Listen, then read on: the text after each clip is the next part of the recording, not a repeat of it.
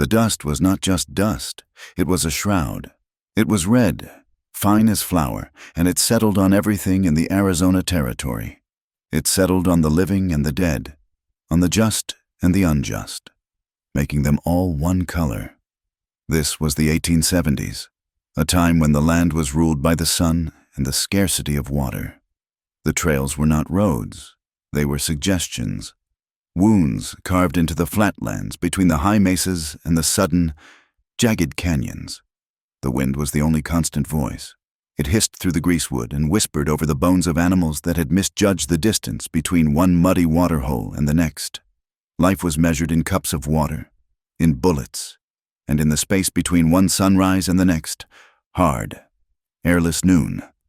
Inside the rocking stagecoach, Clara Whitfield held herself still. She was 24 years old, though the grief of the past year and the grit of the past 2 months had tried to add more. She was a widow, but she did not wear the dramatic black of new mourning. Her dress was simple, gray muslin, practical for a journey that seemed determined to ruin it. She was a teacher, or had been, back in Missouri. A life that felt like it belonged to another person. Her hands, usually steady when holding chalk or a child's primer, were clenched around a small, leather-bound notebook. Inside were the letters, her brother's letters, full of wild hope about a new start, about silver, about the sky. Then the letters had stopped. Clara was traveling west not for the sky, but for him. She was searching for an ending, or perhaps, if she dared to hope, a beginning. The coach smelled of unwashed men, cheap tobacco, and the alkali dust that seeped through the canvas flaps. Miles away, hidden by the heat shimmer and the shadow of a high canyon wall, a man watched the trail. His name was Kohana. In the tongue of his people, it meant the branch of a pine, something that bends but does not break. He was Apache, but he no longer rode with the war parties. The fight had cost him too much, and he had chosen a different path. He lived by what he called a law of balance. It was a simple, hard code: live with freedom, act with honor, and protect the land and those too weak to protect themselves. He carried little: water in a skin, a handful of dried meat, and the knife at his hip. It was not a cavalry blade or a store-bought weapon. It had been forged by his grandfather, the handle wrapped in sinew, the pommel bearing the carved sign of his clan. It was a tool, a memory, and a promise. He watched the stagecoach, a rolling box of noise and trouble, disappear toward the flat-roofed smudge of the trading post. He had seen the soldiers moving south that morning. Trouble always followed the blue uniforms. The stage stop was named Two Creeks, a bitter joke, as both creeks were dry 9 months of the year. It was a single adobe building, a stable, and a trough of brackish water. As Clara stepped down, her legs shaking, the atmosphere hit her like a physical weight. This was the edge of the world.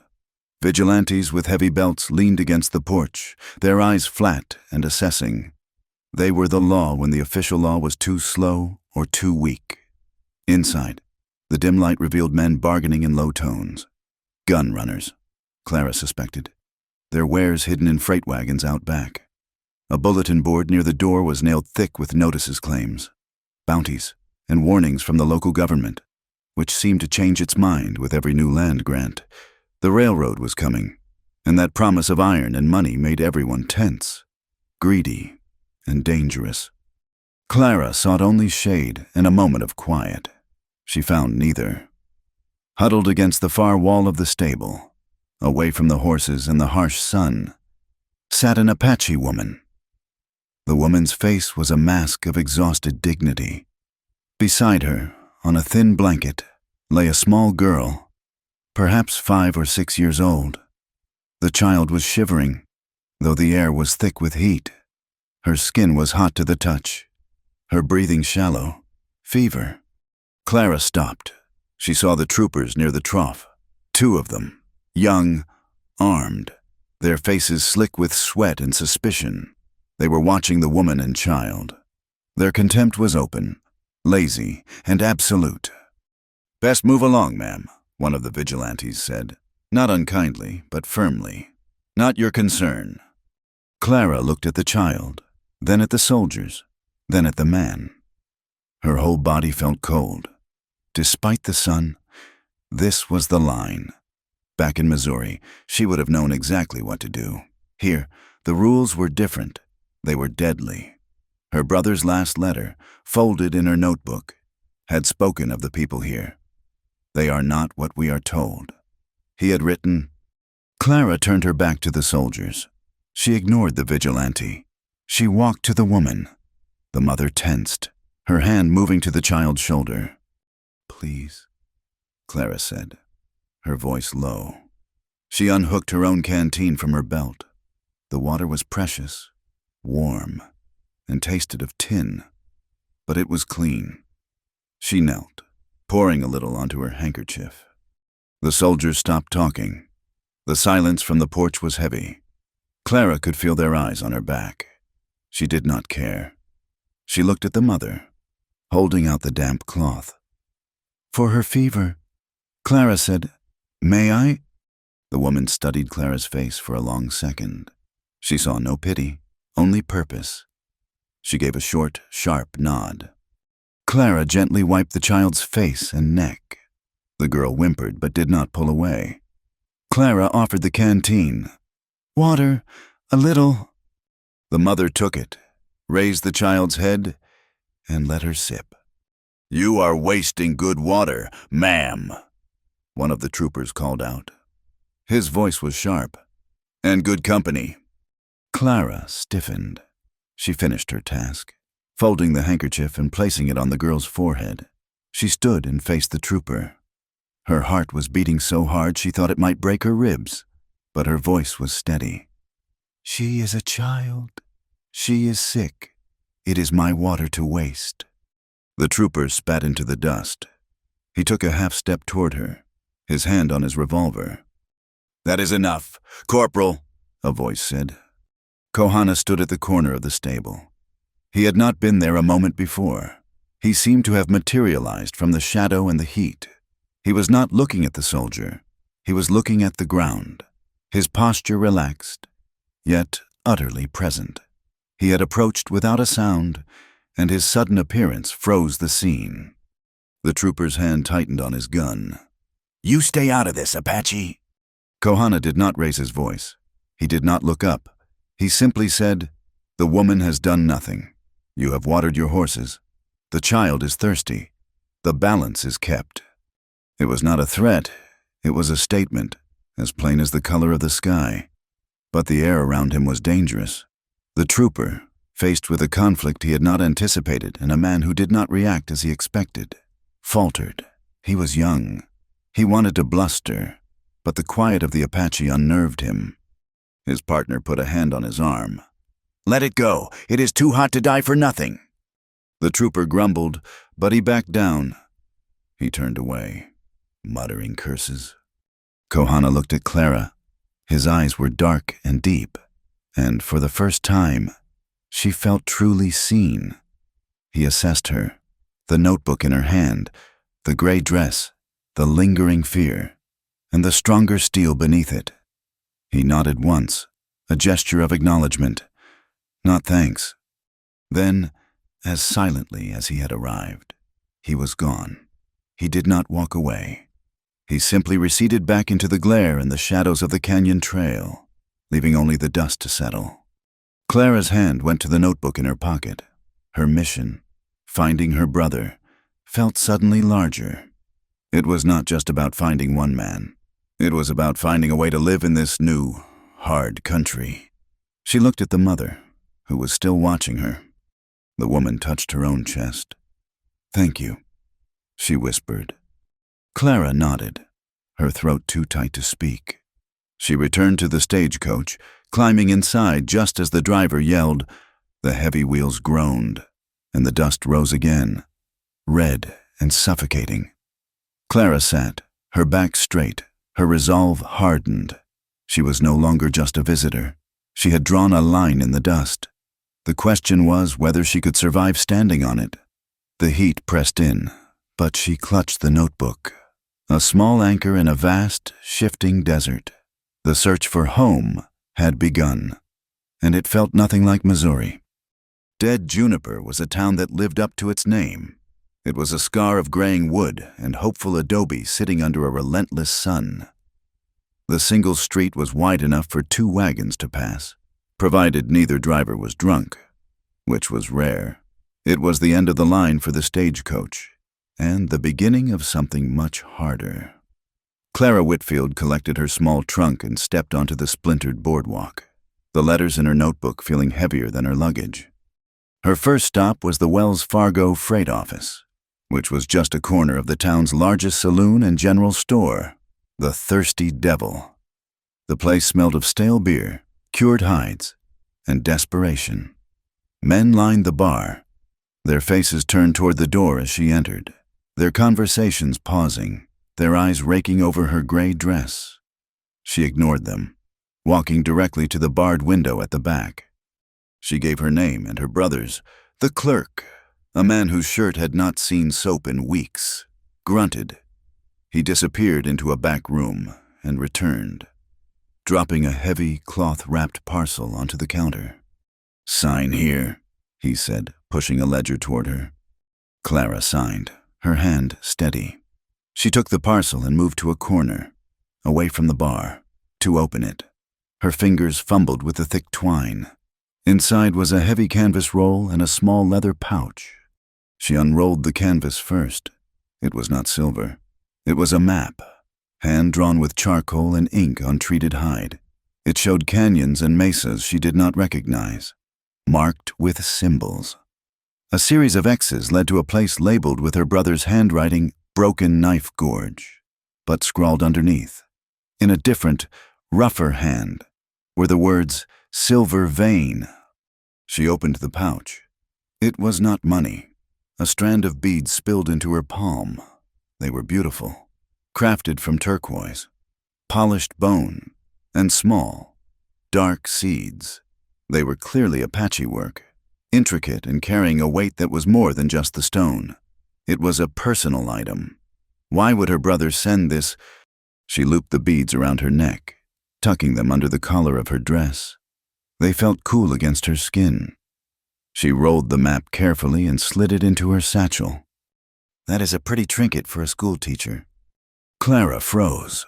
A large man had moved to stand beside her, blocking her exit. He wore a clean duster, but his boots were caked in mud, and the gun at his hip looked heavy and used. He was smiling, but his eyes were like chips of cold slate. This was Burke Mallory. She did not know his name, but she knew his kind. He commanded the room. The men at the bar were his. "Just admiring the local crafts," Clara said, her voice even. "Local crafts have a habit of getting people killed out here," he said, his smile widening. "Especially when they come with maps. My men are looking for a map. A man matching your brother's description was supposed to be holding it. Said he was mailing it here." Clara's blood ran cold. "I do not know what you are talking about. I am here to find my brother, not his mail." Mallory laughed. "Is that so? We are looking for him?" "Two. He owes Mr. Mallory some property. One of his men, a younger, dirtier version of his boss, stepped closer. "Search her bag. Boss?" "No need to be rude," Mallory said, his eyes still on Clara. "We will find it. This town talks. We're just waiting on the judge. Word is, the territorial court is about to clear the Apache land for prospecting. Seems someone found a big silver strike right under their sacred ground. A map proving that would make a man rich. Or dead." The room was silent. The rumor hung in the air, thick as smoke. Seizure of the land. That was what this was about. The silver was just the excuse. "Leave her be." The voice came from the doorway. Clara turned. It was the Apache from the stage stop, Kohana. He was not disguised, but he looked different. He was not the quiet observer from the stable. He stood tall, his presence filling the doorway, his eyes fixed on Mallory. He wore no gun, only the knife at his hip. Mallory's smile vanished. "Kohana, I should have known you would be sniffing around. This is white folks' business." She is not your business, Kohana said. He looked at Clara. You have your package. It is time to leave. The tension snapped. Mallory's man moved, but Mallory put a hand on his chest. Let the guide have his charge. This desert has a way of swallowing people, especially those who walk with ghosts. Kohana's jaw tightened. He jerked his head. A silent command for Clara to move. She clutched her satchel and walked quickly past Mallory, out of the saloon and into the blinding sunlight. Kohana led her down a narrow alley between the saloon and the blacksmith. When they were out of sight, he stopped and turned on her. His anger was a palpable thing, like the heat from the forge. What were you thinking? He hissed. Showing that map wearing those beads. I did not show the map and the beads. They were my brother's. Kohana's face was grim. They were not his, they belonged to my sister. Clara's hand flew to her neck. She felt the smooth, cool stones. Your sister. She is dead, killed in a raid on our camp. A raid led by that man, Burke Mallory, looking for silver maps. He pointed back toward the saloon. That map is not a treasure. It is a lie. It is a fire starter. It claims silver where there is none. But it points to our water, to our sacred lands. Your brother was caught in this. He was either a fool or a part of their plan. He is not, Clara said, defending him out of instinct. He wrote to me. He was scared. He said he found something wrong. He found trouble. Kohana said, and now you have picked it up. Mallory wants that map to give to the judge. With that map, the court will give him the land. The railroad will follow, and my people will be pushed into the dry hills to starve. That is the war you just walked into.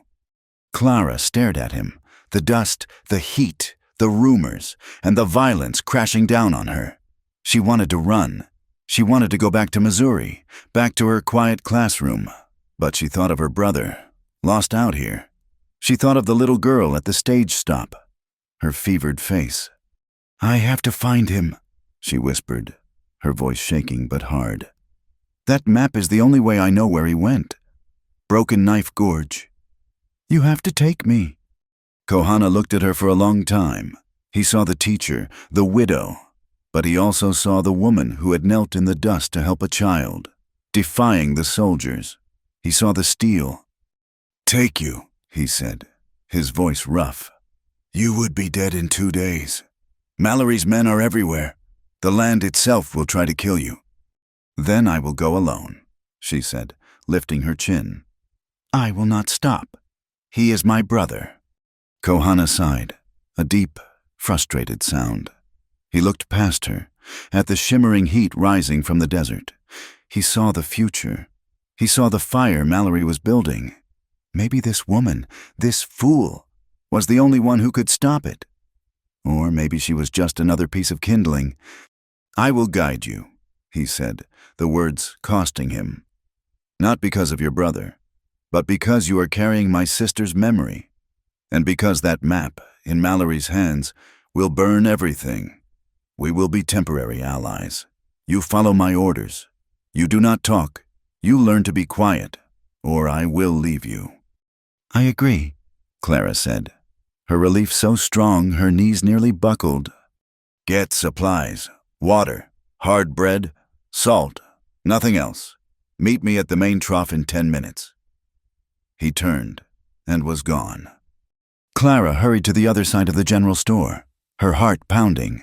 She bought what she needed, her hands shaking as she counted out the coins. She kept the beads hidden.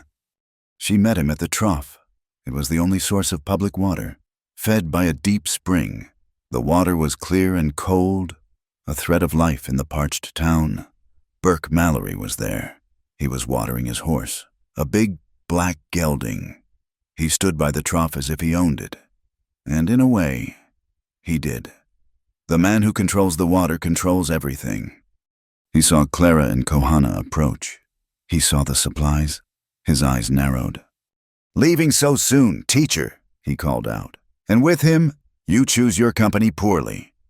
Kohana ignored him, filling their canteens. Clara stood by, Her hands clenched.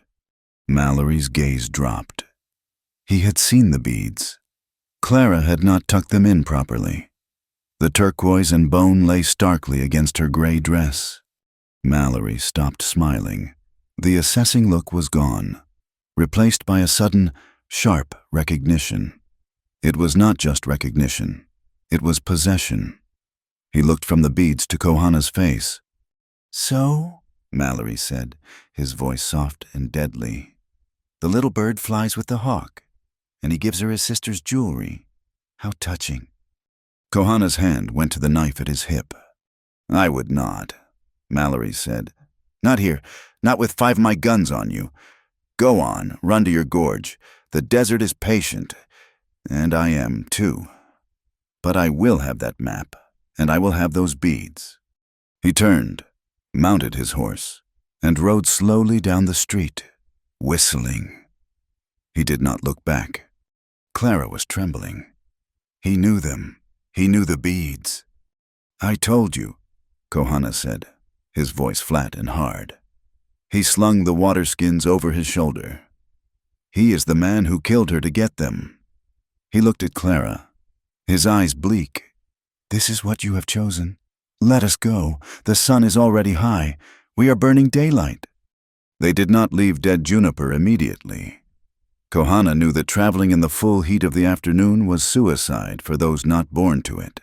He led Clara to a small, sheltered camp just beyond the town's dust cloud, where a handful of other travelers, a prospector, a family of Mexican farmers in a worn wagon, and 2 quiet men playing cards had gathered near a small, less reliable spring. The air was cooler here, and the town's noise was a distant hum. Kohana insisted they rest and wait for the moon. Clara sat with her back against a cool rock, her satchel in her lap. She clutched the map inside. She had not looked at it again, but she could feel its weight. She watched Kohana. He did not rest, not really. He moved around the perimeter of the small camp, his steps silent, his eyes scanning the rocks above. He was like a panther, constantly aware, his body poised between stillness and action. He was a man who had left war, yet war had not left him. She must have dozed, her head falling forward, her mind exhausted by the heat and the confrontation. She awoke to a sound that did not belong, the sharp crackle of dry wood catching, and then a scream. The camp was bathed in a leaping, unnatural orange light. The Mexican family's wagon was a tower of flame, the canvas cover disintegrating into sparks that shot into the black sky. The dry greasewood bushes nearby had caught, and the fire was spreading with terrifying speed. Men were shouting, running, grabbing belongings. The prospector was trying to free his panicked mules.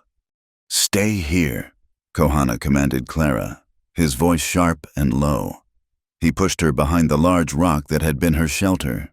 But a new sound pierced the roar of the fire, a thin, high wail. It was coming from a small tent near the burning wagon. A child. Clara saw it the same moment he did, before she could even form a protest. Kohana was moving. He was not running. He was flowing, a dark shape against the firelight. He ripped the tent's canvas flap open and disappeared inside.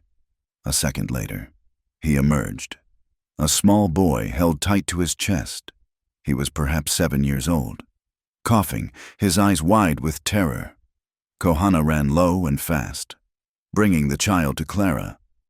"Keep him down. Cover his mouth," he ordered. He handed the boy over. Clara wrapped her arms around the child, pulling him close, shielding him from the smoke. "It is all right," she murmured. "Estás a salvo." The fire was a living thing now, consuming the meager possessions of the travelers. It was too fast, too hot. This was not an accident. As the flames peaked, Clara looked at her own small bedroll, just feet away. Her satchel. She had left it. Her heart stopped. She lunged for it, grabbing the strap just as an ember landed where it had been. She pulled it to safety, her hands shaking. It felt light. She opened it, her fingers frantic. The map was there, still rolled, but her notebook, her brother's letters, was gone. No, not gone. It was lying on the ground a few feet away. Torn. Half the pages were ripped out and scattered. Someone had been through her things in the chaos. She scrambled, gathering the torn pages. Most were ruined, but one fragment, half burned, caught her eye. It was her brother's familiar script. Must get this to you. The map is the danger. Burke is using it. Silver is a lie to steal the land. I cannot... Broken Knife Gorge. I have help, a trustworthy native friend. A trustworthy native friend. Clara looked up from the scrap of paper, her eyes finding Kohana. He was kneeling, speaking to the little boy in a calm, low voice, a mix of Spanish and Apache. The boy had stopped crying and was answering, his small voice trembling. Un hombre, the boy whispered, pointing. Estaba, wearing a dark coat, like a shadow. Kohana looked at Clara over the boy's head. Their eyes met. A dark coat. Burke Mallory's men wore black dusters. The fire had done its work. The wagon was a skeleton. The tents were black patches on the ground. The sound of shouting from the town grew louder. A group of men, silhouetted against the pre-dawn glow, was approaching, carrying rifles and lanterns. Burke Mallory was at their head. "Just as I thought," he bellowed, striding into the ruined camp. He kicked at a still smoldering timber. "Apache work." "That is a lie," Clara said, standing up. The boy clung to her hand. Mallory ignored her. One of his men nudged something in the dirt with his boot. "Look here, boss." He held up a broken arrow shaft. Its fletching distinctively Apache. It looked new, untouched by the fire it had supposedly started.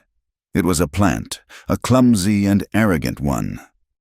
"That proves nothing," Clara said, her voice shaking but rising. "It was not him." "Silence, woman," Mallory snapped. He turned to the small, angry crowd of townsfolk and vigilantes. "You see, they attack us at night. They burn us out. They are trying to scare us away from the land, away from the silver." He pointed directly at Kohana, who stood near Clara, his face a mask of stone. "And there is the man who did it, the Apache. Kohana. He was seen here. He is the murderer, the arsonist." A growl rose from the crowd. "Get him! String him up!" "He did not," Clara shouted, moving to stand directly in front of Kohana. She was terrified, her whole body trembling, but a cold, clear anger cut through the fear. "He saved this boy." She pulled the child forward slightly. "This boy saw the man who set the fire. He was not Apache. He was a white man in a black cloak, one of your men." The crowd paused. They looked from Clara, her face smudged with soot, her eyes blazing, to Mallory, his face twisting in rage. "She is lying," Mallory roared. "She is his woman. An Indian lover. She is in on it with him. They are trying to steal the claim." He pulled a piece of paper from his coat. "The law is done waiting. I am posting a reward. $50. Gold for the capture of the Apache, Kohana dead or alive. For arson and conspiracy to defraud the United States government." This was it. The legal trap. The accusation was the sentence. The crowd became a mob again, their doubt replaced by greed and hatred. Two of the vigilantes lunged for Kohana. Kohana moved. He did not draw his knife. He simply sidestepped the first man, using his own momentum to send him sprawling. The second man he met with a hard, open-palmed strike to the chest that sent him crashing backward. "Clara, run!" he commanded. But she stood frozen, the boy clinging to her. The mob was surging. Kohana grabbed her arm, pulling her with a force that nearly tore her shoulder. "Now!" He did not run toward the town or the main trail. He ran toward the dark, seemingly impassable wall of rock behind the camp. He shoved her ahead of him into a narrow game trail she had not even seen. "They have guns!" she panted, stumbling over the loose scree. "Let them," Kohana said, pulling her along. "They are loud. We are not." Shots echoed behind them. bullets whining off the rocks far to their left. The mob was clumsy, disorganized, and firing in the dark. They climbed for an hour, Kohana moving with an agility that seemed inhuman. He half-dragged, half-carried her up the steep incline. When they finally reached a high ledge, hidden by juniper, the sun was just beginning to crest the horizon. Below them, dead juniper was already buzzing.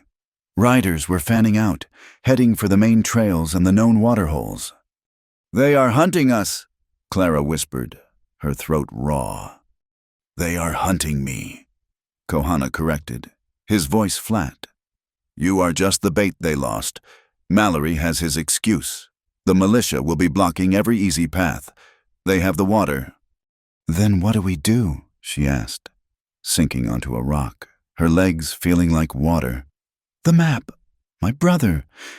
Kohana pointed west, toward a jagged break in the distant mesas. It looked like a crack in the world, a place of shadows and sharp edges. "We go the hard way, the way they will not look. We go to Broken Knife Gorge." Clara looked at him, truly looked at him. He had saved the boy. He had saved her. He had been falsely accused. And now he was a hunted man. All because he had agreed to help her. Her hand, stained with soot, went to her neck. She touched the turquoise and bone beads. They were no longer just a clue to her brother or a memory of Kohana's sister. They were a passport. They were the visible sign of her choice. She had stood in front of him. She had spoken the truth to a mob, and she had run with him. She was no longer a widow from Missouri. She was a fugitive. "Courage," she whispered to herself, the word tasting strange. She had always thought it was something grand. She realized it was not. It was simply the act of standing up, of speaking the truth, and of not letting go of the hand that pulled you to safety. She looked at Kohana, his profile hard against the new light. "I am ready," she said. Broken Knife Gorge was not a path. It was a wound in the earth, a place where the mountains had cracked open in a fit of ancient anger. The moment they left the high ridge and descended into its depths, the air changed. The thin breeze that had offered some relief died, replaced by a thick, motionless heat that rose from the stone floor. The walls were sheer, hundreds of feet high, sometimes narrowing to a passage barely wide enough for a single person. The sun was an enemy, a weight they had to carry, pressing down on their heads and shoulders. Clara had thought she was strong. She had survived the stagecoach, the town, the fire. She was wrong. This was a different kind of survival. Her boots, sturdy and practical in Missouri, were thin and clumsy on the shifting shale. She slipped, her hands raw from catching herself on the hot rock. The desert was not empty. It was aggressively hostile. Kohana moved with a silence and grace that infuriated her. He did not seem to walk on the rocks. He flowed over them. His moccasins made no sound.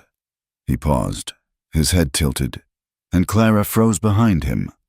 A sound, dry and thin as whispering paper. A rattlesnake, coiled in the sliver of shade cast by a boulder. Not 5 feet from Clara's path, its tail was a blur. Clara's breath caught in her throat. She had nearly stepped on it. Kohana did not move. He did not draw his knife. He simply stood, a statue of patience.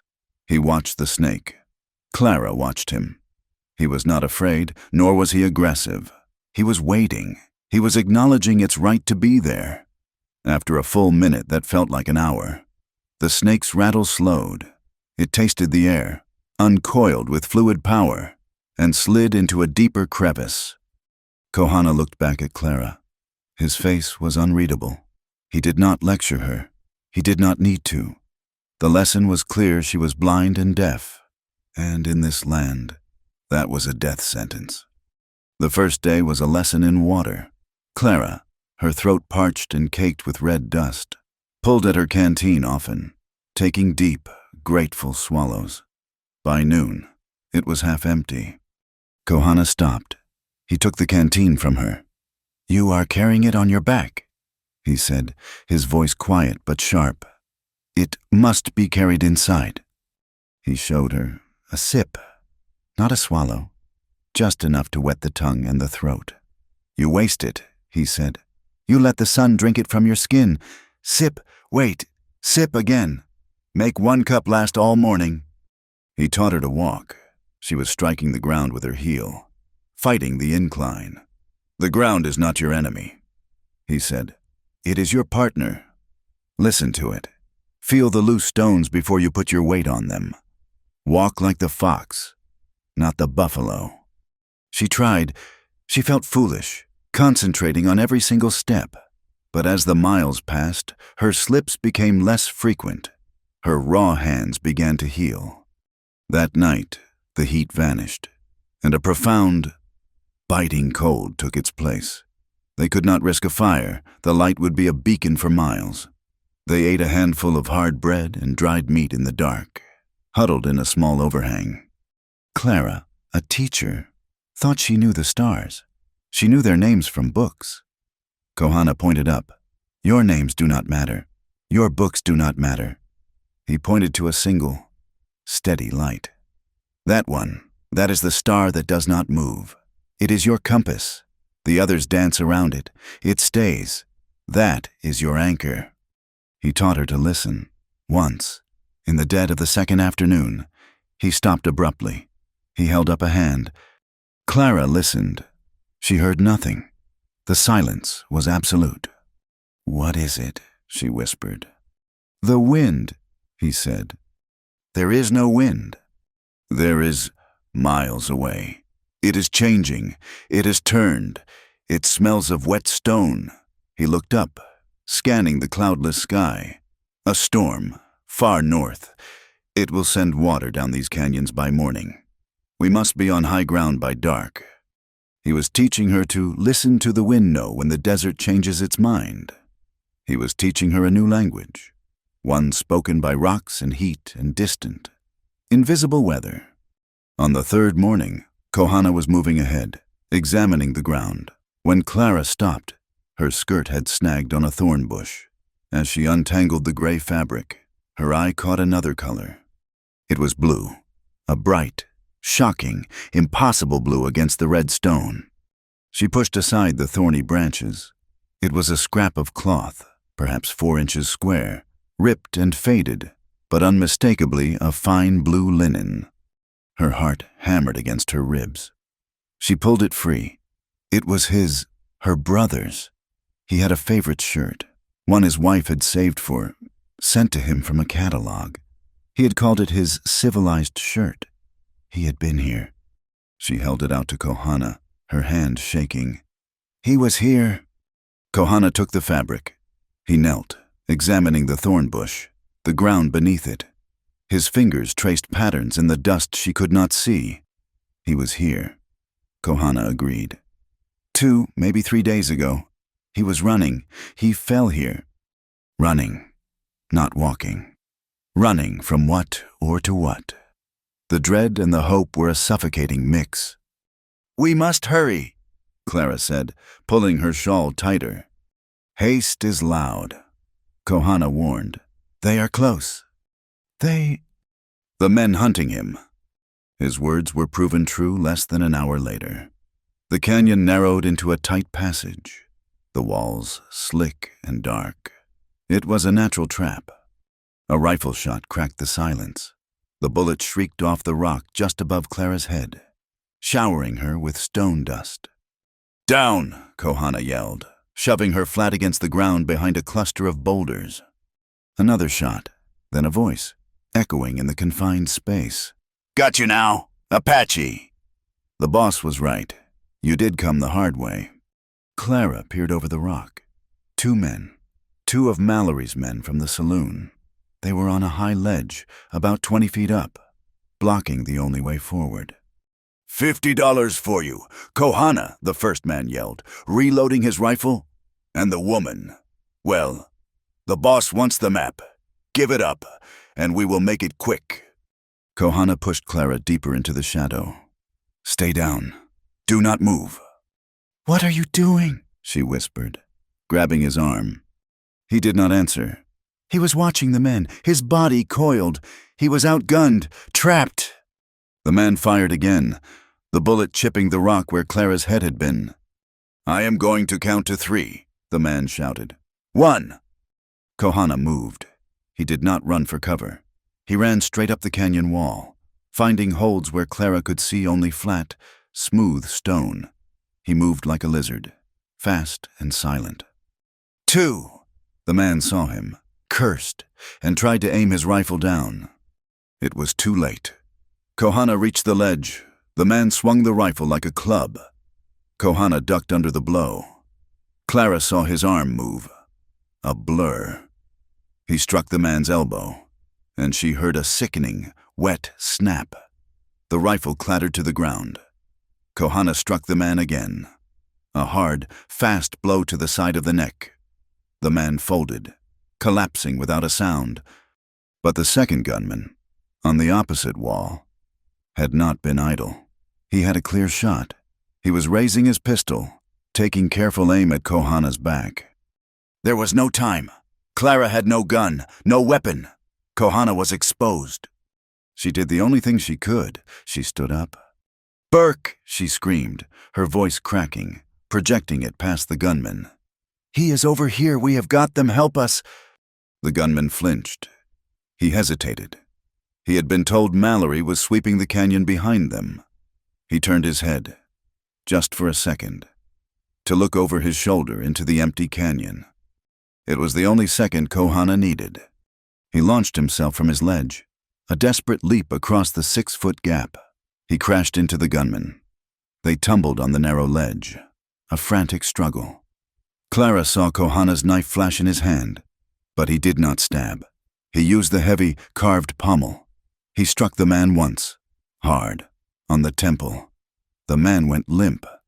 Silence. The echo of Clara's scream died in the rocks. Kohana stood, his chest heaving. He looked at the 2 unconscious men. He methodically took their rifles, broke them over a rock, and emptied their ammunition pouches onto the ground. He took their water, pouring all of it out onto the hot sand, leaving only a single, half-full canteen between them. "They will wake," he said, his voice rough. "They will be thirsty, but they will live. They will walk back to their boss." He climbed down, landing softly in front of Clara. He looked at her. The usual distance in his eyes was gone, replaced by something new. It was not gratitude. It was acknowledgement. "Your voice," he'd said, "is a good weapon." Clara nodded, her knees weak. She started. "We are partners now." A shadow passed over them, quick and dark. They both looked up. High, high above. So high they were just black specks. 2 vultures circled, riding the thermals. They were patient. They were waiting. "Time is short," Kohana said. "They are not the only ones who know we are here." They moved faster now, pushing through the last, narrowest part of the gorge. Kohana stopped. He pointed to the ground. Clara knelt. She saw them. Boot prints, a single set, dug in deep at the toe, the tracks of a man running. Her brother. Kohana's hand touched the canyon wall beside her. Clara looked, carved into the sandstone. The cut, still fresh and pale, was a small, simple symbol. It was a perfect square with a single, vertical line drawn through the middle. "What is this?" Kohana asked. Clara traced the carving with her finger. Tears she had refused to shed now burned in her eyes. "It is a brand," she whispered. "From a game we played as children. For our imaginary ranch, it means home." He was alive, he was close, and he was leaving her a trail. The carved symbol of home was a spur, driving them forward just as their energy began to fail. They left the narrow confines of Broken Knife Gorge, stepping out onto a high, desolate mesa. The world opened up, but it offered no comfort. This was a place the sun had baked into madness. The landscape was defined by stone, pillars of red and orange rock, carved by wind and ancient water, stood in silent assembly. They looked like massive, petrified men, sentinels guarding a forgotten kingdom.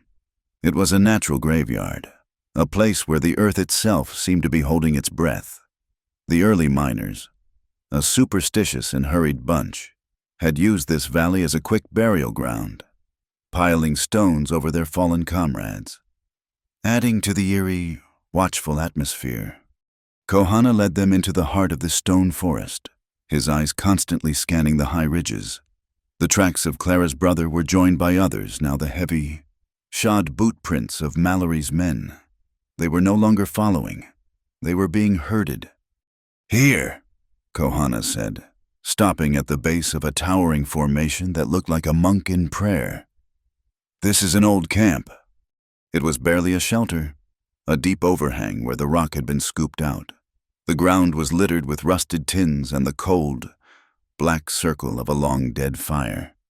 Clara felt a wave of despair. He had been here, but he was gone. "Look," she said, her voice hollow, pointing to the ground. "He left nothing." Kohana did not answer. He was looking at the back wall of the overhang. He ran his hand over the stone, his touch light. "Your brother was clever." He pushed against a section of rock that looked no different from the rest. It shifted, scraping, revealing a dark, shallow hole. Clara dropped to her knees. Inside was a small tin box, the kind used for biscuits. Her fingers, raw and trembling, fumbled with the lid. It was not silver. It was not a weapon. It was a thin ledger book, its cover warped by damp, and a single, folded letter. She opened the letter first. Her brother's hand, clear and strong, filled the page. "Clara, if you are reading this, I am dead or captured. Do not grieve. Listen, you must get this book to the federal judge in Prescott. Do not trust the local magistrate. He is bought. Burke Mallory is a monster. He is not just a claim jumper. He is a thief on a grand scale. There is no silver. The map I sent you is a lie, a forgery crafted by Mallory himself. His plan is to use it as proof of a massive strike, a strike located on Apache land. With the railroad pushing through, the local court is desperate for a reason to void the treaty and seize the territory. This map is that reason. Mallory gets the land, the judge gets a piece of the railroad contract, and the Apache are pushed onto the salt flats to die. I came here to prospect. I stumbled onto their plan. I was helping an Apache elder, a wise man named Taza, gather proof. He has the original treaty papers and a witness. Mallory found out. He is hunting us. I am hiding this ledger. It is Mallory's own record of the bribes, the payments, the entire conspiracy. I do not know if I can keep Taza safe. I am taking him to... The letter ended there, the last sentence unfinished. Clara's hope, which had flared so brightly, turned to ash. Her brother was not a fool. He was a hero, and he was gone. She picked up the ledger. It was heavy, filled with neat columns of figures, dates, and names. Magistrate, Railroad, B.M. She looked up at Kohana, who stood silhouetted against the bright, cruel opening of the shelter. She held out the letter. "You were right," she whispered. "It was always a lie. It was never about silver. It was about the land, your land." He did not take the letter. He stared past her, his gaze fixed on the turquoise and bone beads at her throat, which she had forgotten. His face, usually so controlled, was etched with a pain so deep it stole her breath. "That," he said, his voice quiet, almost broken, "was my sister's." Clara's hand instinctively went to the beads. "He told me, Mallory." "He did not tell you," Kohana said, stepping into the shadow. "He does not know. He knows only that he took them. They were hers, Liani. She was 14. She had just completed her sunrise ceremony. These were her gift, marking her as a woman of our people." He knelt, his gaze distant, seeing a day she could not. Mallory and his men did not come for silver that day. They came for the elders. They came to stop the stories, to burn the records, Taza was there. He escaped. My sister. She did not. He looked at Clara, his eyes dark with the memory. She was brave. She stood in front of Taza. She held up her hands. She thought they were men. Mallory wrote her down. When I found her, he had taken these. He wears them as a trophy. He does not know they are a promise that I will one day bring the balance back. The shared grief was a physical thing in the small, dark space. His sister, her brother, both lost to the same man, the same greed. A small sound shattered the moment, a single pebble, skittering down the rocks from above. Kohana was on his feet in an instant, the carved knife in his hand. He moved to the mouth of the shelter, melting into the shadow, his eyes scanning the bright rocks outside. Clara's heart seized. Mallory? Senora, a small, terrified voice. A boy, no older than 7, stumbled into view. He was covered in dust, his clothes in tatters, his small face streaked with tears and dirt. It was the child from the fire. He saw Kohana and the knife and froze, his eyes wide. Mateo, Clara breathed, stepping out into the light. My God, Mateo, what are you doing here? The boy ran to her, burying his face in her skirt, his small body shaking with sobs. He held up a grimy hand, clutching a piece of stale bread. I heard them, he choked out. In the town. They said you were bad. They said he pointed at Kohana, was a demon. But I saw you saved me. They were the liars. I brought you this. He offered the bread. Clara took it, her hand closing over his. Kohana had not moved, but the knife was gone. His face was a thundercloud. You are a fool, Kohana said to the boy, his voice harsh. You will die out here. You cannot follow us. I am not a fool, Mateo said. His pride stung. I am a good follower. I stayed far back. I walked in your shadows. I am sorry. He looked down, his bravado crumbling. Clara put her arm around the boy. He is here, Kohana.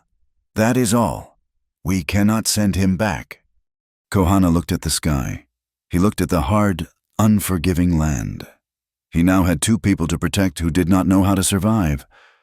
He stalked to the mouth of the shelter and stood, his back to them. A rigid line of frustration. Clara sat with the boy, sharing the last of their dried meat. Their water was almost gone. The canteens held only dregs. We must go, Kohana said, his voice flat. The water is gone. Clara took the last canteen. It held perhaps half a cup. The 3 of them stood in a triangle of silent understanding, the last of their life. Kohana took the canteen. He knelt before Mateo and offered it. The boy looked at him, his fear of the man's anger warring with his thirst. He took a tiny sip. Kohana stood and offered it to Clara. She wet her lips, the smallest possible sip, and handed it back. Kohana looked at the canteen, then raised it, tilting his head back. He took his sip and then, with a sharp motion, emptied the last few drops onto the hot rock, where they sizzled and vanished. It is done. We find more, or we die. He started walking, his pace faster now, desperate. Mateo, his fear gone, trotted to keep up. They walked for another hour, the stone sentinels staring down at them. Then Kohana stopped. Ahead, a wild Mustang, a beautiful pinto, was caught. Its foreleg was hopelessly tangled in a rusted length of wire, a snare trap left by a careless miner. The horse was exhausted, its sides heaving, its eyes white with panic.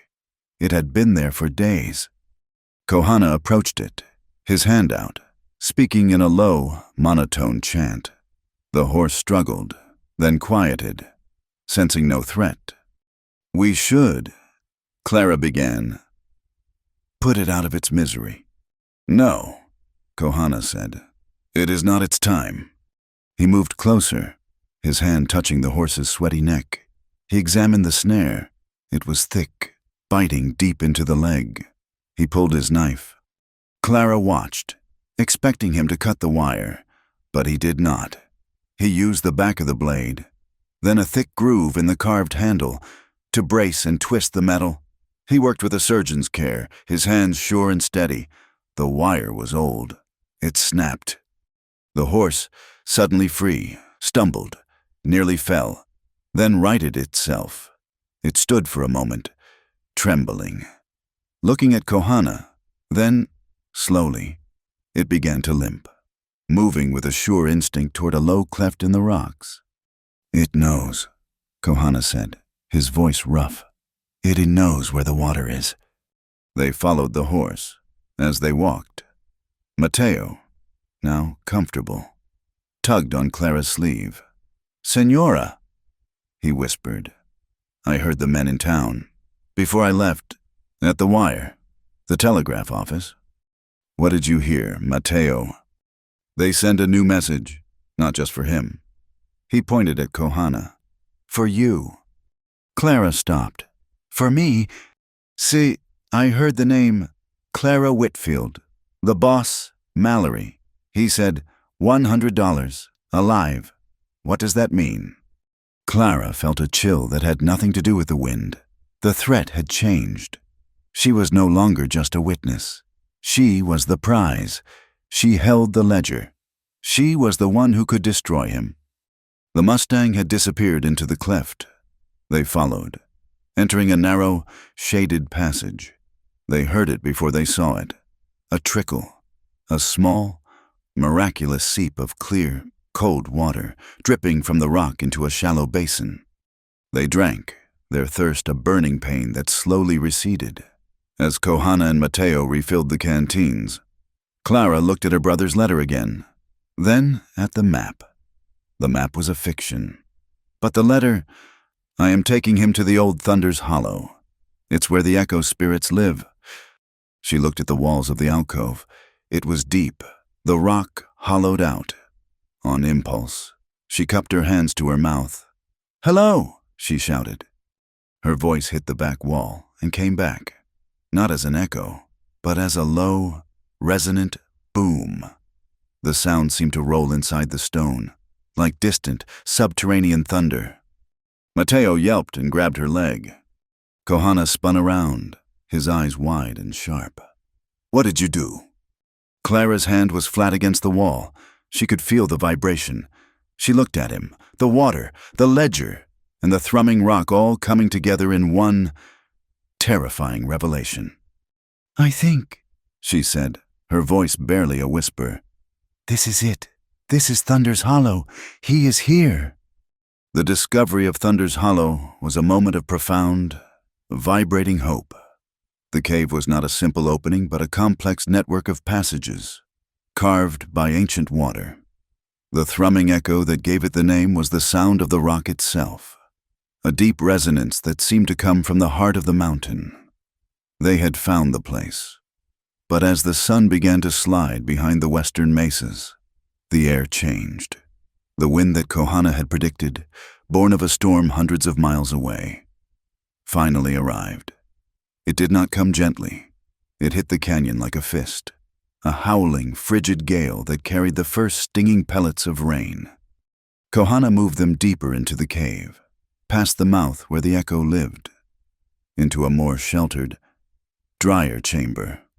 Mateo, exhausted by his long trek and the sudden rush of safety, had fallen asleep almost immediately, bundled in Kohana's own dry bedroll. Kohana built a fire, but it was not the bright, cheerful blaze of a comfortable camp. He used dry, deadfall wood, brittle and seasoned, which he lit with a patience that was almost religious. He built it in a depression behind a large boulder, a small, intensely hot fire that produced almost no smoke and whose light was invisible from the entrance. Clara, however, had lingered at the cave's mouth, her hand on the wall, convinced she could feel her brother's presence in the booming rock. She stared out into the twilight, watching the sky turn from bruised purple to a violent black. When the rain came, it was not a drizzle. It was a deluge, a solid wall of freezing water that swept into the canyon. She was soaked to the skin in seconds. She stumbled back into the chamber, her body already racked with shivers. The cold of the desert night, magnified by the wet wind, was a physical thing, a predator. She huddled near the fire, but her wet clothes were a prison of ice. Her teeth chattered so violently she could not speak. Kohana looked up from sharpening his knife. He watched her for a long, critical moment. He saw her lips were turning blue. He knew this kind of cold. It was the kind that crept into the blood and stopped the heart. He put down his knife. "Your clothes," he said. His voice was not a suggestion. It was a flat, practical command. "You must take them off. They are stealing your life. Dry them by the fire, or you will not see the morning." Clara froze.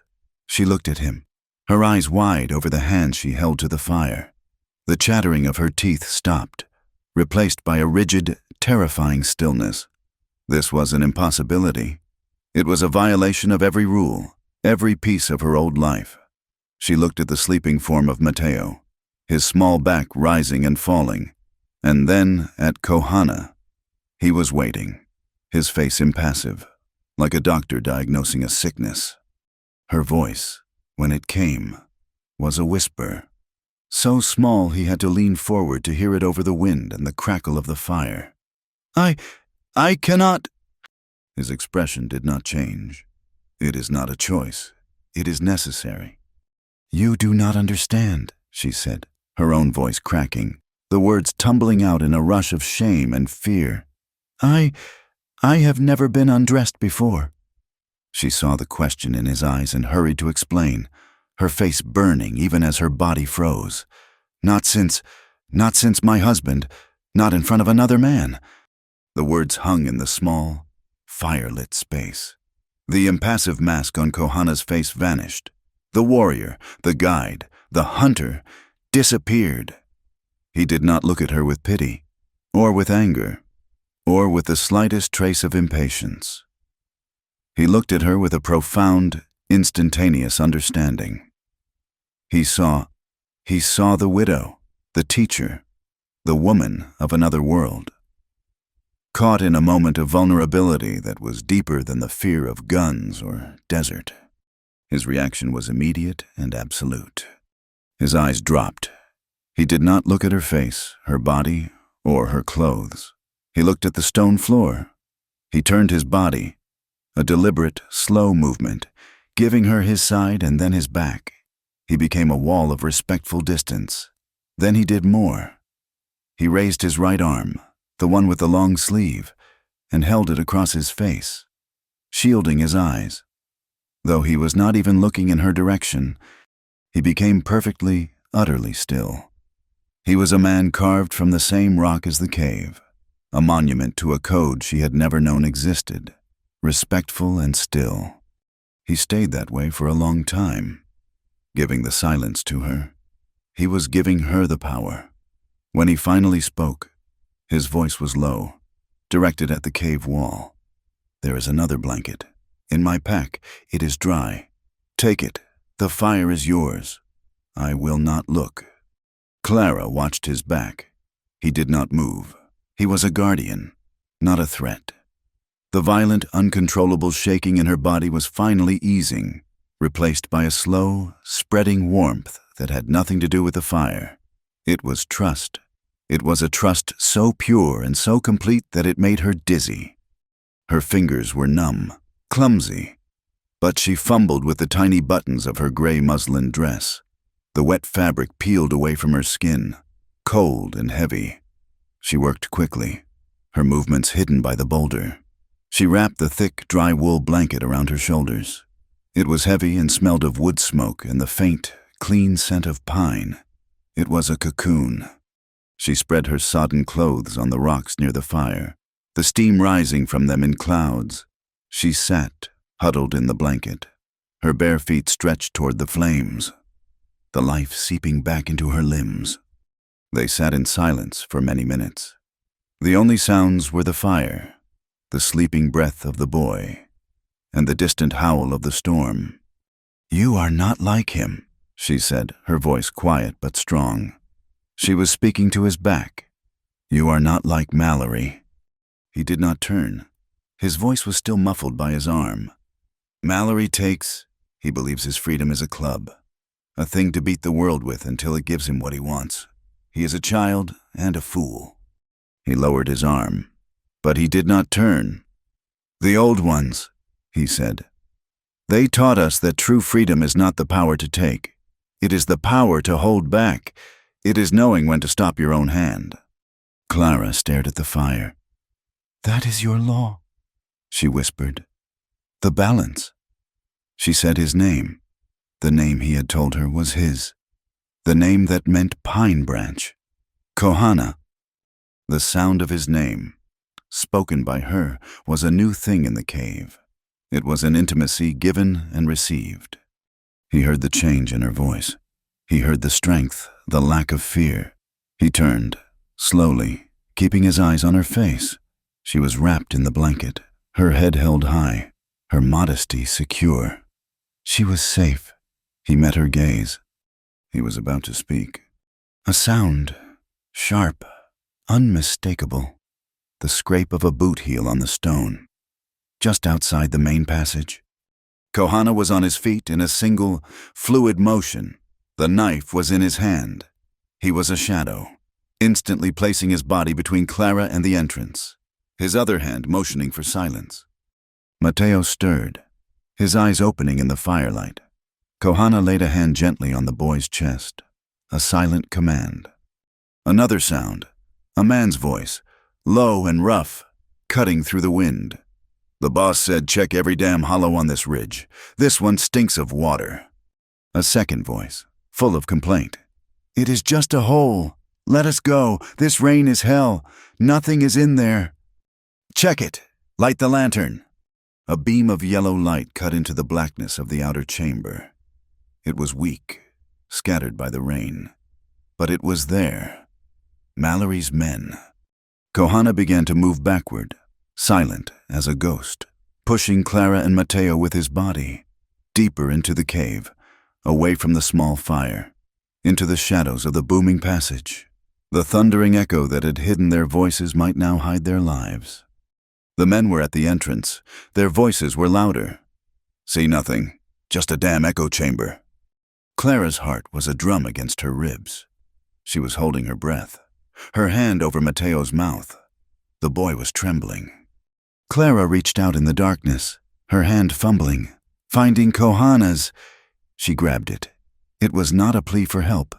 It was a promise, a statement. "I am here. We are together in this." He did not pull away. His hand, calloused and strong, closed around hers. He squeezed back, a silent, binding contract. In the dark, facing death, they were one. They waited, frozen. The second stretched into an eternity. "I am not going in there," the second voice said. "It is a tomb. Let us get back to the horses. If anything is in there, it is welcome to it." The lantern light swung away. The footsteps faded, the voices swallowed by the storm. They did not move. They did not breathe. They stood, their hands locked together, until the first pale, watery gray of dawn touched the cave mouth. The rain had stopped. The air was washed clean, cold and new. Mateo was asleep again, his head in Clara's lap, his small body heavy with exhaustion. Clara looked at Kohana. They were still holding hands. They let go, slowly, without embarrassment. The danger had passed. Her clothes were on the rock, stiff and dry, smelling of the fire. Kohana moved to the cave entrance, a shadow against the new light, scanning the canyon below. "They are gone," he said. "For now." Clara stood and dressed. The simple act felt different. It was not a matter of modesty. It was a matter of practicality. She was no longer a victim. She was no longer just a widow from Missouri. She was a woman who had survived the desert, the cold, and the men who hunted her. She saw the strand of turquoise and bone beads lying on the rock where she had slept. She picked them up. She thought of Liani, his sister. She thought of her brother, somewhere in this very mountain. She thought of the ledger, safe in her satchel. She lifted the strand. With steady, deliberate hands, she fastened it around her neck. It was no longer a clue.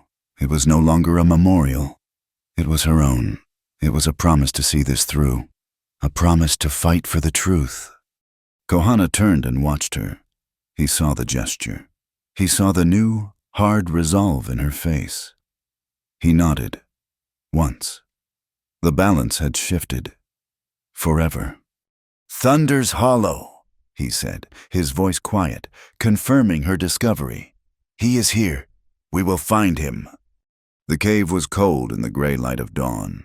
The storm had scrubbed the air clean, and the silence it left behind was deep and watchful. Mateo was asleep. His small body finally surrendered to exhaustion. Clara and Kohana stood at the mouth of the hollow, the thrumming echo of the rock a low pulse beneath their feet. They were partners now, bound by the shared silence and the near miss in the dark. "He is here," Kohana said, his voice quiet. He was looking not at the entrance, but deeper into the blackness of the cave system. "We must leave the boy." Clara knelt beside Mateo. He had followed them, saved them by bringing his small, brave presence. She hated to leave him. "Is he safe?" "He is safer here than where we go," Kohana said.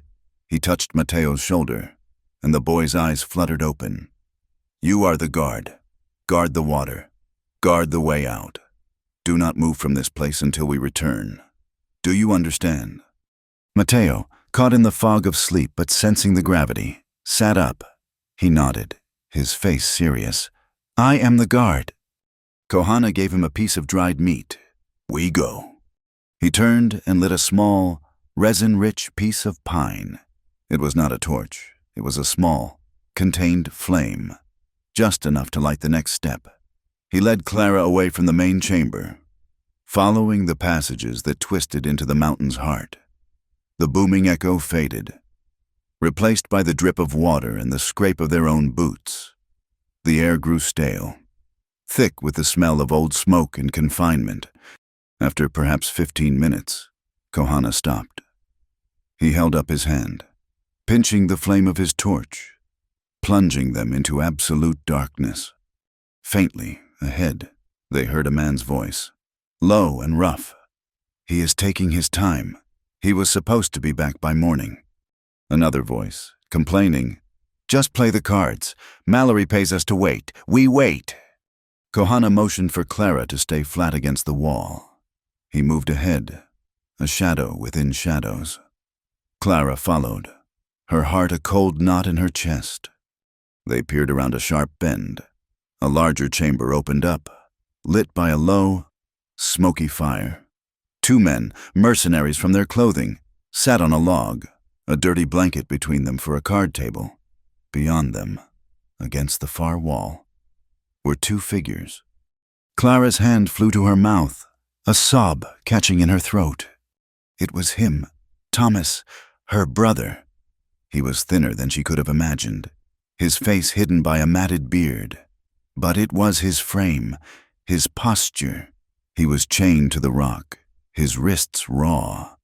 Beside him, chained as well, sat an old Apache man. His face was a map of deep lines, his eyes closed, his posture one of immense, unshakable dignity. Kohana made a low sound, almost a growl. "Taza," he whispered. It was the elder, the man his sister had died to protect. The guards were distracted, arguing over their game. Kohana looked around the chamber. He saw no other way in. He picked up a small, loose stone. With a flick of his wrist, he tossed it down a side passage, away from them. The stone clattered, its sound magnified by the close walls. "What was that?" the first guard said, grabbing his rifle. "Rats," the second said. That was bigger than a rat. Go look." Grumbling, the second guard lit a lantern and walked into the side passage. The first guard stood, his back to the entrance, facing the passage where his partner had gone. "Now," Kohana whispered. He moved first.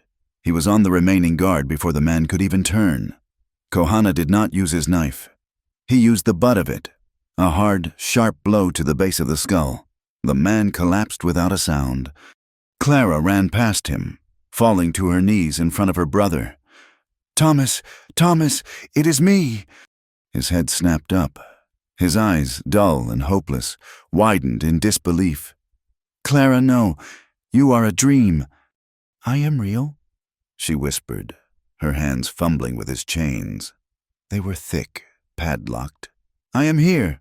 I have the ledger." "Clara!" He choked, grabbing her arm. "You have to... Taza. You have to save Taza. He has the proof. The treaty papers." "We know," Kohana said. He was kneeling by the old Apache, his hand on the elder's shoulder, speaking in low, rapid Apache. Taza's eyes opened. He looked at Kohana, and a faint light of recognition sparked in them. He nodded.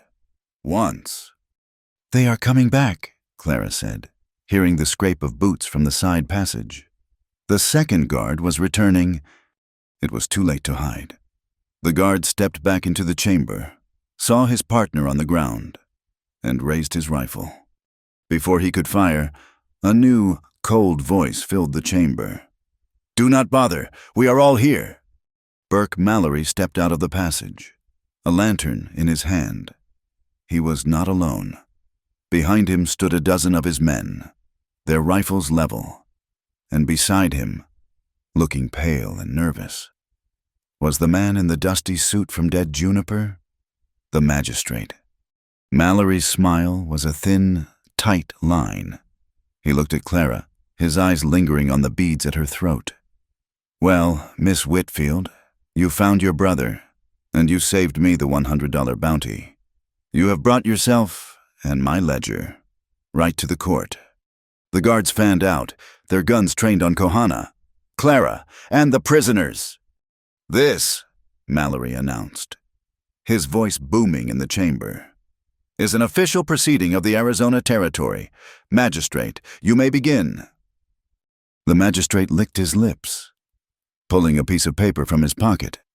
"We are convened," he read, his voice shaking, "to try the Apache known as Kohana and the woman, Clara Whitfield, for arson, murder of 2 men in Broken Knife Gorge, and conspiracy to defraud the territory. And the prisoners," Mallory added, gesturing to Thomas and Taza, "for sedition and inciting war." It was a nightmare. It was a kangaroo court, held in the dark, with mercenaries for a jury. "What is your evidence?" Clara asked. Her voice was sharp, cutting through the fear. She would not let them see her tremble. Mallory smiled. He produced the fake, hide-bound map. "This, a map to a silver vein worth millions, signed by your brother, Thomas, a claim he then conspired with this Apache to steal. When he was caught, his sister came west, burned our camp, and murdered my men to cover his tracks." "That is a lie," Clara said. She stepped forward, Kohana moving with her, a silent, deadly shadow at her side. "That is not a trial," she said, her voice ringing with a clarity that surprised her. "It is a performance, and you," she pointed a finger at the magistrate, "are not a judge. You are a line item." The magistrate turned white. The mercenaries shifted, their eyes moving from Clara to Mallory. "Prove it," Mallory sneered. "I will." Clara reached into her satchel. She pulled out the ledger. "I have your book, Mr. Mallory. Your own handwriting, magistrate. 10% of all land sales. Railroad survey, $5,000 in bribes. You are not a pioneer. You are a thief." The mercenaries' expressions changed. They were hard men, but they were here for a silver strike, not to be accomplices to a complex, documented fraud. Clara was not finished. She pointed at the map in Mallory's hand. "And that map is a forgery. That is not my brother's signature." "He is lying," Mallory shouted, looking at Thomas. "She is right," Thomas said, his voice raw but strong from the wall. "I never signed that." "I taught my brother to write," Clara said, her voice cutting. "I know his hand better than my own. His T loops to the left. That one is a straight, simple line. You faked the map, you faked the signature, and now you are faking this trial. There is no silver." The chamber was silent. The lie was exposed, hanging in the smoky air. Mallory's face became a mask of pure rage. The pretense was over. "I am tired of this game." He nodded to two of his men. "Silence the old one. He is the last witness. Kill him." The two men raised their rifles, leveling them at Taza. Kohana had been waiting for this. He was not a brawler. He was a solution. He moved. He was a blur across the 10 feet of open space. He did not go for the men. He went for the fire. He kicked the burning log into the air, plunging the room into a chaos of sparks, smoke, and near darkness. "Down!" he yelled at Clara. He collided with the two gunmen in the dark. Clara heard the sound of a rifle discharging, the bullet screaming off the ceiling. She heard a hard, wet crack of bone, a grunt of pain. When the smoke cleared, Kohana was standing over the two unconscious men, his knife in his hand, his body a shield in front of Taza. He had not killed them. He had simply, decisively, ended their fight. A standoff, Kohana and Clara facing a dozen guns. Then they heard it, faintly, from the world above, a sound that did not belong. Bong. A pause. Bong, bong. The church bell. Everyone in the cave froze. A bell. At this hour, it was an alarm. "What is that?" the magistrate said, his voice squeaking with panic. "It is nothing," Mallory shouted. "Finish this, kill them!" But his men were not moving. They were looking at the tunnel entrance. They were mercenaries, not madmen. They would not be caught committing a massacre by an entire town. Bong, bong, bong, louder now, and with it, voices, shouts from the canyon. Up here the sound came from the hollow. Matteo, the brave, impossible boy, he had done it. The light of lanterns appeared at the tunnel's opening. The townspeople, the same miners and farmers from the burned-out camp, were coming, armed with hunting rifles and a righteous curiosity. They flooded into the chamber, their lights revealing the scene: the magistrate, Mallory, the armed mercenaries, and the prisoners. The false trial was over, drowned in the light of the public. Mallory was trapped. He could not murder a dozen people. His authority, built on lies and shadow, evaporated in the light. "We are done here," he snarled. He grabbed Taza, cutting the rope that bound him to the wall and yanking the old man to his feet. "He is coming with me. Get back, or the old man dies." "Kill the brother," he yelled at his men. One of his men raised a pistol at Thomas. Kohana, too far away, threw his knife. It spun end over end, embedding itself in the man's shoulder. The gun fired, the shot going wide. In the chaos, Clara grabbed the keys from the belt of the unconscious guard. She ran to her brother, her fingers fumbling with the lock. It clicked open. Thomas was free. Mallory and his men were gone, dragging Taza with them as a human shield, disappearing into the dark passages. Clara threw her arms around her brother. "Thomas, are you hurt?" "I am fine," he gasped, rubbing his raw wrists. He grabbed her shoulders, his eyes wild. "Clara, it is not just Taza. It is the dam. He is going to the dam." "What dam?" Clara said, confused. "The Red Valley Dam. It holds back the entire river. He stored cases of dynamite there, pretending it was for the railroad. He is going to blow it.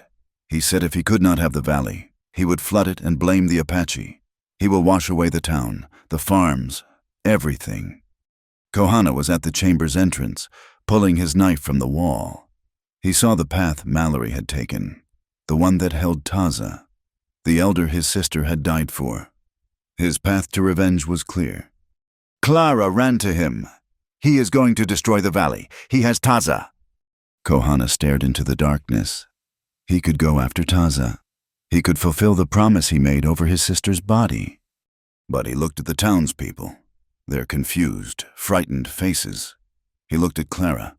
He thought of the land, the water, the farms, the settlements of his own people downstream. He turned his back on the path Mallory had taken. He made the choice. "Taza is a warrior. He knows the cost," Kohana said, his voice rough. "Mallory wants to kill the future. We must save the water." He grabbed Clara's arm. "Your brother is weak. He stays here. He tells them what is happening. You and we must run. There is a faster way across the ridge. We must beat him to the dam." The race to the dam was a desperate, lung-searing flight. They took Kohana's shortcut, a path that was not a path, a series of goat-like scrambles up and over the high, rocky spine of the ridge. Clara's body screamed in protest. Her lungs burned. Her legs were numb. But she did not stop. She followed the silent, fluid motion of the man ahead of her, his pace relentless, driven by a purpose that was now larger than revenge. He had chosen the water. He had chosen the future. They burst over the final crest, and the valley opened below them. The Red Valley Dam, a huge, curved wall of timber and earth, holding back a vast, still reservoir. It was the lifeblood of every farm, every ranch, and every settlement for 50 miles. And it was under attack. They saw them. Burke Mallory, a half-dozen of his men, and the frail, bound figure of Taza. They were at the base of the dam, near the main sluice gate. A long, dark line snaked from a pile of wooden crates. A fuse. "He is not bluffing," Clara panted. "The dynamite! Thomas was right!" Even from this distance, they saw Mallory light the fuse, a small spark, a curl of white smoke, and then the slow, steady burn. "They are setting another," Kohana said, his voice flat. He pointed. 2 men were working near the heavy iron gears of the spillway controls on the far side of the dam wall. "We have to split," Clara said, her mind racing. She was not a teacher now. She was a survivor. "You know the explosives. My husband, he was a mechanic. He worked on steam engines. He explained pressure gates. If I can open the spillway, I can relieve the pressure, even if the charge goes off. It might save the wall." Kohana looked at her, a long, assessing gaze. He saw the steel in her eyes. He nodded. "The main fuse. That is my target." They ran. Kohana took the direct, suicidal route, scrambling down the loose scree of the embankment, heading for the ladder he knew was built into the dam's face for maintenance. Clara ran along the high ridge, her breath sobbing, heading for the spillway. Kohana reached the wall. The fuse was burning faster than he liked, a fiery snake eating its way toward the crates of dynamite. He began to climb, hand over hand, his moccasins finding purchase on the thick timbers. He was exposed, a perfect target. Clara reached the spillway controls. It was a massive iron wheel, connected to a gearbox. The 2 men who had been there were gone, probably joining Mallory below. She put her hands on the wheel and pushed. It did not budge. It was frozen with rust, or perhaps locked. She pushed again, her whole body straining. But it was useless. She looked around frantically. A long steel bar, used for leverage, was lying on the ground. She remembered her husband's voice, patient, explaining a concept in his workshop.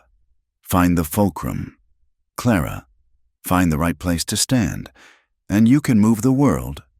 She jammed the bar into the spokes of the wheel, bracing the end against the gear housing.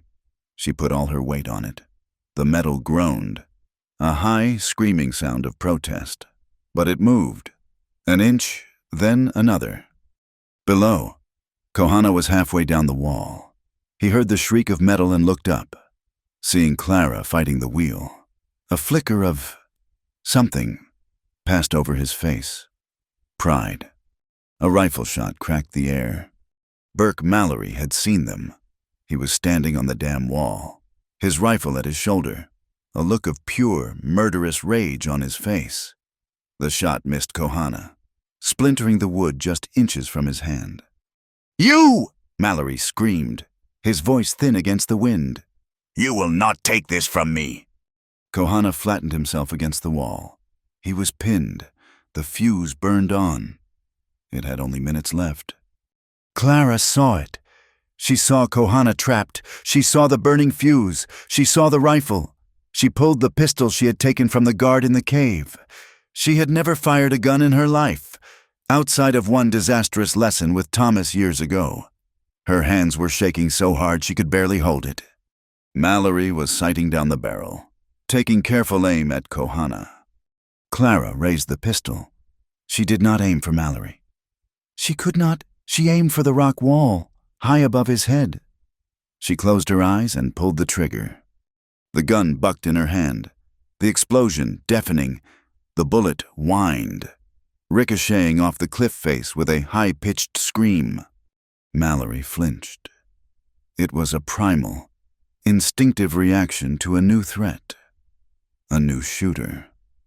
He jerked his head, looking for the source of the shot. It was all the time Kohana needed. He dropped. He did not climb down.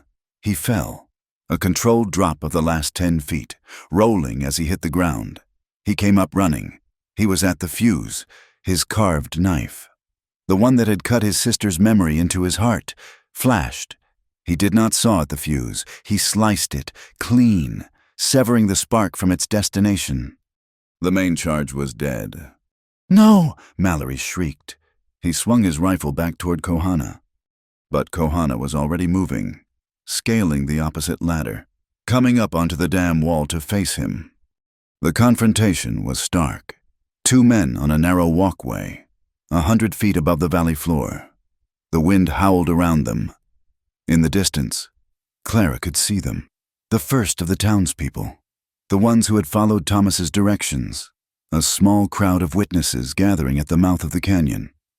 "This valley was mine," Burke snarled, his face a mask of sweat and fury. He levered another round into the rifle. "I built it." "You built nothing," Kohana said, his voice calm, his knife in his hand. "You stole. The water belongs to everyone. The land belongs to itself." Mallory lunged, using the rifle as a club. Kohana ducked, the heavy stock whistling over his head. Kohana moved inside the arc, his knife a blur, aimed not to kill but to disable. He sliced the tendons in Mallory's rifle arm. Mallory roared in pain, dropping the gun. He was a big man, strong, and his rage made him a brute. He charged, tackling Kohana, his good arm grappling, trying to push him over the edge. They tumbled, a desperate, rolling fight. Kohana was faster, but Mallory's weight was too much. Mallory was on top, his hands closing around Kohana's throat. Clara screamed. She had started running toward them, but she was too far. Mallory raised his fist to strike a killing blow. "It does not matter," he bellowed, a mad laugh bubbling in his chest. "I still win." He nodded, his head jerking toward the spillway. Clara followed his gaze. A second fuse, a smaller one, the one his men had set. It was sputtering, its short tail disappearing into a small, tightly packed bundle of dynamite right at the base of the control mechanism she had just forced open. It was too far. They would never reach it. Then, a movement.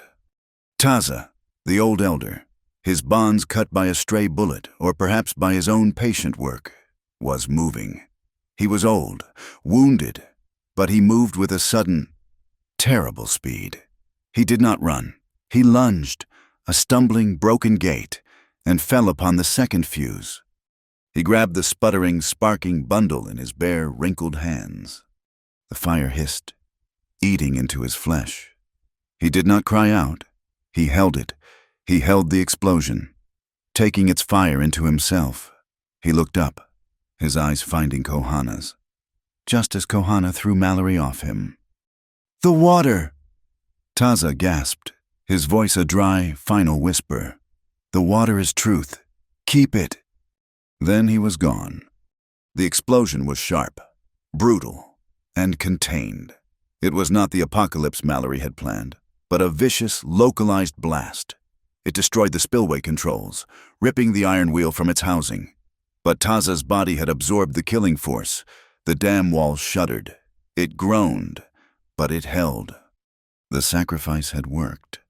A profound, ringing silence fell, broken only by the wind and the distant shouts of the townspeople.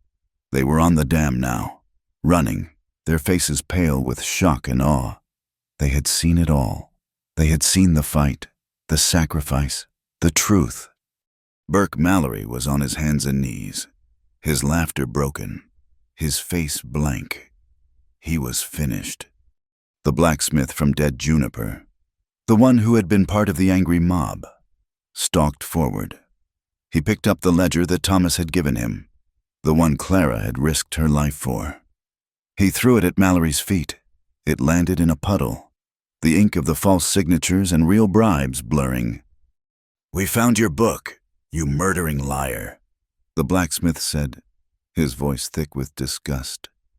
The crowd parted. Kohana did not look at Mallory. He did not look at anyone. He walked past them, his body moving stiffly, to the smoking, blackened crater where Taza had been. There was nothing left. He just sat on the edge of the dam, his back to the crowd, and stared at the water he had saved. He had won. He had saved the valley. He had kept the balance. But he was alone. The last man who remembered his sister, the elder who had been his link to the past, was gone. Clara walked to him, her own body numb. The pistol still heavy in her hand, she stopped beside him. She said nothing. There were no words for this. There was no comfort for this kind of victory. She just stood beside him, her presence a silent promise, and then, slowly, she put her hand on his shoulder. She did not pat, she did not rub. She just rested it there, sharing the immense, terrible weight of the sacrifice. After a long time, the blacksmith came over. He carried a set of heavy iron manacles. He looked at Kohana's back, then at Clara, and he understood. He walked past them to where Mallory was still kneeling. He hauled the man to his feet. "Get him up," the blacksmith ordered. "He is not getting the quick death he gave that old man. He's going to face a federal judge." They cuffed Burke Mallory and began the long walk back to town, a silent, grim procession. As they stepped off the dam, Clara felt it, a single cold drop of water on her cheek. She looked up. The sky, which had been a clear, hard blue, was now covered in a soft, gray blanket, a light rain. The one Kohana had smelled on the wind days ago had finally arrived. It was not a storm. It was a soft, cleansing shower, falling on the dam, on the valley, and on the two people who stood watching the water, washing the dust and the blood away. The journey back to Dead Juniper was not a retreat. It was a slow, heavy procession. Burke Mallory and the disgraced magistrate were marched in irons, their heads bowed. The crowd that walked behind them, silent and grim. The light rain had stopped, but the sky remained a high, gray sheet, and the air was cool and clean. The cleansing had begun. Word had preceded them. When the procession reached the edge of the town, the whole population was waiting. They were not a mob. They were witnesses. They parted to let the group pass, their eyes fixed on the manacled prisoners. Then on Kohana, his face a mask of grief, and on Clara, who walked, exhausted but unbroken, at his side. Thomas was there, his arm in a sling, his face pale, but his eyes were clear. He had told them everything. Mateo, the small hero, stood near the front, his hand held tightly by the blacksmith's wife. It took a week for the federal judge to arrive from Prescott, his carriage flanked by two hard-faced marshals. He was an older man, an appointee of the president, and he carried an authority that could not be bought by railroad bribes. The trial was not held in the saloon or the magistrate's compromised office. It was held in the small, adobe church, the only building large enough to hold the truth. Every bench was filled. The immigrant farmers whose land had been threatened sat next to the miners who had nearly been their executioners. Along the back wall, a delegation of Apache, invited by Kohana, stood in silent observation. It was the first time they had entered the town for a proceeding of law rather than a treaty of surrender. The evidence was undeniable. Clara, her voice steady and clear, presented the ledger. She read the entries, the dates, the names, the payments. Her brother, Thomas, testified to the forgery of the map, holding up the original, lying document for all to see.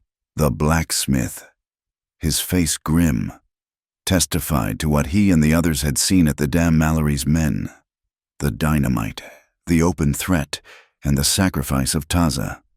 When the federal judge asked Burke Mallory to speak, the man, stripped of his power, his fine duster stained, could only curse. The magistrate wept, begging for mercy, admitting his involvement. The verdict was swift, guilty. Burke Mallory was sentenced to life in the territorial prison at Yuma, a place from which no one returned. The magistrate received 20 years. The remaining mercenaries, who had testified against their former boss, were given lesser sentences. Justice, real and impartial, had finally come to the valley. After the gavel fell, the crowd did not cheer. They filed out quietly, as if leaving a funeral. The prejudice that had fueled the fire at the camp had not vanished, but it had been fractured. The farmers, the ones who had been ready to lynch Kohana, now understood. They looked at the Apache delegation at the back of the church, the man who had set the fire. Mallory was a white man, the man who had saved the dam. Taza was an Apache. The man who had chosen to save their farms instead of pursuing his own vengeance was Kohana. The lines of hate, once so clear, were now hopelessly, beautifully blurred. Later that day, Clara sat with her brother on the porch of the small room she had rented at the hotel. He was healing, his body slowly mending. "Clara," Thomas said, his voice thick, I cannot find the words. I was a fool. I came here for silver. For a dream, I pulled you into this nightmare. Taza is dead. You nearly died." Clara looked out at the street. It was no longer just a line of dust and despair. It was a place she knew. "I was a widow in Missouri," she said, her voice soft. "I was half alive. I came here looking for you, but I found something else." She turned to him, her eyes clear. "You did not pull me into this, Thomas. You just showed me where the fight was. Truth always needs someone to carry it across the desert. I am just glad I was strong enough to hold it." He wept, and she held him, the last tie to her old life now secure in the new one. The town, in its newfound gratitude, tried to make amends. The acting mayor, the blacksmith, approached Kohana as he prepared to leave. He held a small, tin star, a medal hastily fashioned. "We do not know what to say," the blacksmith said, his voice rough. "You saved us, the town. We want you to have this, to show our respect." Kohana looked at the piece of metal. He looked at the blacksmith, a good man who had been fooled by a bad one. He did not take the medal. "This land," Kohana said, his voice quiet, "does not need medals. It needs promises kept. Taza did not die for a star. He died for the water. Honor him by honoring the water." The blacksmith nodded, understanding. He put the star away. "The promise will be kept." Clara stayed. She had to. Her brother left a week later, riding north to Prescott. The federal judge needed his testimony for the larger conspiracy trials against the railroad. They said goodbye at the stage stop, a quiet, simple parting of equals. Clara, a teacher with no school, saw the need. She found the abandoned office of the jailed magistrate, a small, dusty adobe room. She swept it out. She brought in a single bench, a piece of slate for a blackboard, and the few books she had carried from Missouri. Her first student was Mateo. He arrived on the first day, his face scrubbed, his hair slicked down, clutching the half-burned primer she had saved from the fire. He was the bridge. He was the small, brave boy who had run between worlds, the child of the Mexican farmers, the ward of the Apache, and the student of the Anglo teacher. Soon, 2 daughters of the blacksmith joined him, and then the shy son of an immigrant farmer.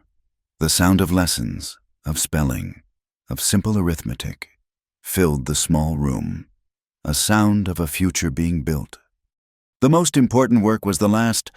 The federal judge, before returning to Prescott, declared the old, fraudulent land claims null and void. He convened a new meeting, a water treaty. They signed it on a table brought out under the open sky, directly beneath the church bell. The judge signed first, for the government. The blacksmith signed for the town and the farmers, and Kohana, his hand steady, signed for his people, not with a name, but with the carved symbol of his clan, the same one on his knife. When the last signature was affixed, the judge nodded to Mateo, who was waiting by the rope. The boy pulled. The bell rang out, not in alarm, but in proclamation. The sound rolled across the valley, over the farms, and up toward the high, silent mesas. It was the sound of a promise, witnessed by the entire community. Later that week, Clara was cleaning the slate in her small schoolroom. The door was open to the warm afternoon air. A shadow fell across the threshold. It was Kohana. He stood, watching the children struggle with their letters.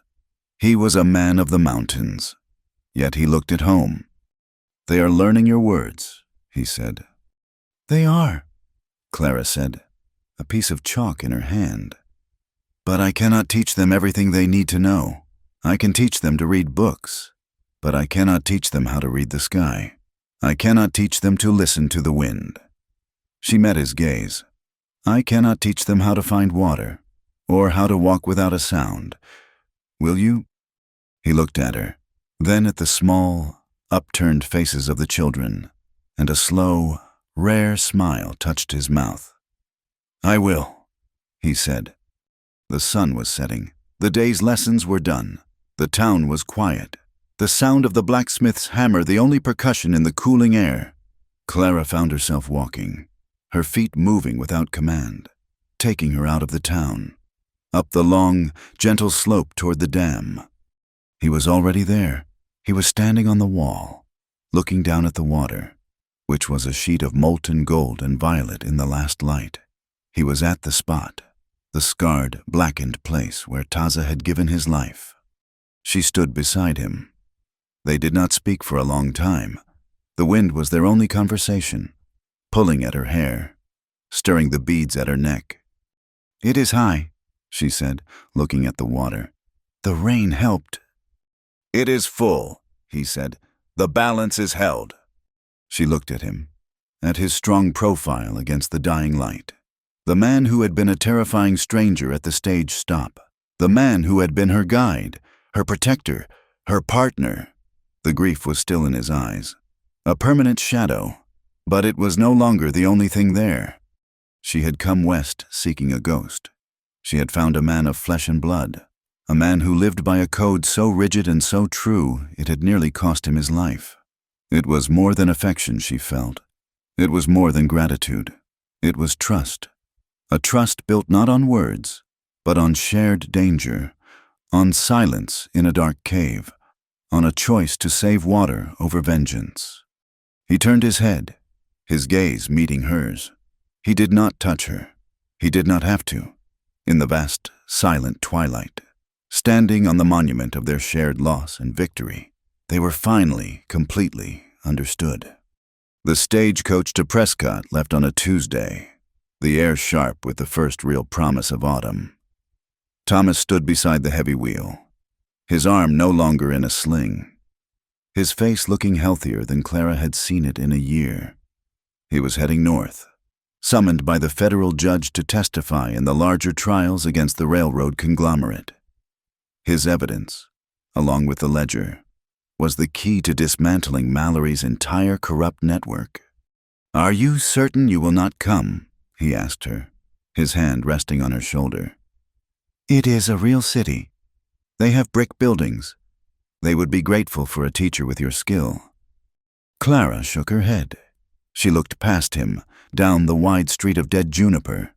It was no longer just a scar of dust and fear. She could see the roof of her small adobe schoolhouse, and she could hear faintly the sound of the blacksmith's hammer. "This is my place, Thomas," she said. "My work is here." He understood. He had seen the way Mateo followed her, the way the immigrant farmers tipped their hats, the way the Apache women watched her with a new, quiet respect. He was her brother, but this was her life. He hugged her, a long, tight embrace. "You were always the strong one, Clara. I am sorry it took me so long to see it." "Be safe," she whispered. He climbed into the coach. He did not look back. Clara watched the heavy vehicle until it was just a small cloud of red dust against the blue mountains. She had come west to find him, to save him. She had done it, and now she was free. Kohana had not returned to the high, lonely ridges. The balance, he had decided, was not kept by watching from a distance. It was kept by standing in the middle, by being the bridge. He chose a piece of land by the stream, the one that fed the town's spring. It was upstream from the settlement, but downstream from the dam, a place where the water ran clean and fast over the rocks. He built a house, not a temporary shelter. He used the Red River stones and the thick adobe mud, in the way of the valley. But the structure was not square. It was round, like the dwellings of his ancestors, built to accept the wind rather than fight it. It was a new shape for this land. Beside it, he built a forge, the blacksmith from town. The man who had once been so ready to join a lynch mob came to him. He brought the gift of a fine, heavy anvil and a good steel hammer. "A man who saves the water," the blacksmith had said, his face awkward. "Should not want for tools." The sound of Kohana's hammer became the new heartbeat of the valley. It was a sound of creation, not destruction. He mended the broken plows for the immigrant farmers, his work strong and fair. He forged new, sharp axe heads for his own people, allowing them to build better shelters. His carved knife, the one that had cut the fuse, was still at his hip, but the hammer was the tool of his future. The valley needed a new way to mark the change. The old ways had led to blood and suspicion. They gathered one afternoon, not in the church, but under the wide, open sky, beneath the bell that had saved them. An Apache elder, a man who had known Taza, came forward with Kohana. The blacksmith and the new acting mayor stood with Clara. It was not a treaty, it was a recognition. The elder looked at Kohana. He spoke, and a younger man translated for the townsfolk. He who was a shadow in the mountains, he who lived by the law of the lone hunter, has changed. He stood on the wall and saved the new day. He chose the people. He chose the water. From now on, he will not be known just as Kohana. He will be known as the bringer of dawn. A murmur of assent went through the crowd, Apache and Anglo alike. Then the elder looked at Clara, the woman. She came from the east, holding paper that told the truth. She spoke that truth to men with guns. She saved the water with her words. The blacksmith stepped forward, his hat in his hands. "Taza said the water is truth," he said, his voice rough. "She is the one who keeps the truth. She teaches our children. She is the keeper of the promise." The elder nodded. She is the one who keeps water with words. That evening, they walked back to the small stone house by the stream. It was finished. It was solid. It felt like home. Clara was carrying the strand of turquoise and bone beads. She had worn them every day since the cave. They were Liani's memory. They were the beginning of her journey. She stopped at the new wooden door. Kohana had built the frame thick and strong. To last, she looked at him, and he understood. He did not need her to ask. She reached up and hung the beads on a small wooden peg he had carved above the lintel. They hung in the center, a blessing on the house. They were no longer a trophy of murder or a token of grief. They were a shared commitment, a reminder of the price that had been paid for this new, fragile peace. Kohana had been at his forge. He came to her, his hands stained with soot, the smell of the fire on him. He did not bring flowers. He held out his closed hand. "I made these," he said. He opened his palm. In it lay 2 rings. They were not gold.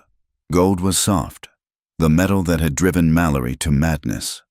Kohana had taken a piece of a broken rifle barrel, discarded at the dam, and a small, pure vein of silver he had found in the mountains. He had forged them, hammering the brittle steel and the soft silver together, until they were one. The rings were dark, almost black, with a single bright river of silver flowing through the center.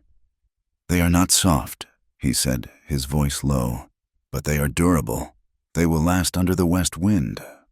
He took her left hand. It was not the pale, soft hand of the Missouri teacher. It was tanned by the sun, calloused by rock and rope, and scarred by the fire. He slid the ring onto her 4th finger. It was heavy, solid. It was real. She took the other ring from his palm. She took his hand, the one that had held the knife, the one that now held the hammer. She slid the matching ring onto his finger. It was not a marriage. It was a promise, a forge-welded bond. Life settled into its new rhythm. The valley was healing. The sounds of the world had changed. Before, the loudest sounds had been the dry hiss of the wind and the false laughter from the saloon. Now, the morning began with a new sound, the bright, clear voices of children from the schoolhouse. Mateo's voice the loudest, reading a line from one of Clara's books. The afternoon was marked by the steady, strong clang, clang, clang of Kohana's hammer, a sound of mending, of building, of purpose. And always, beneath it all, was the sound of the stream, flowing past their house, joining the river that ran from the dam. It was the sound of water, clean and sure. It was the sound of life. Their work was not finished. The valley was safe. But the desert was still vast.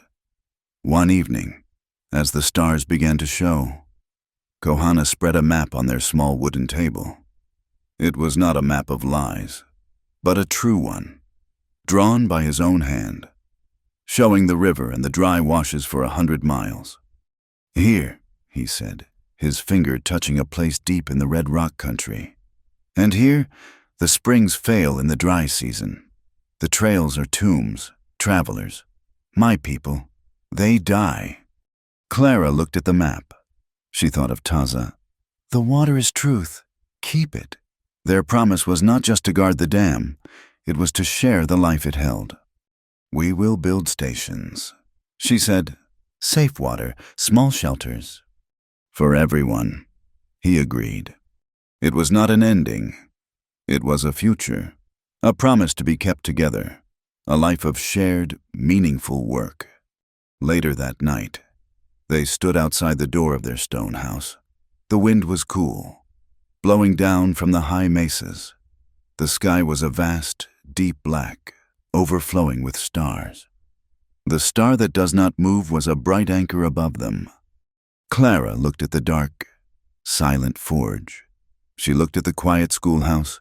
She looked at the mountains that had tried to kill her and had, instead, given her a life. She let out a long, slow breath, a breath she felt she had been holding since she left Missouri. She leaned her head against his shoulder. He felt solid, as real as the mountain.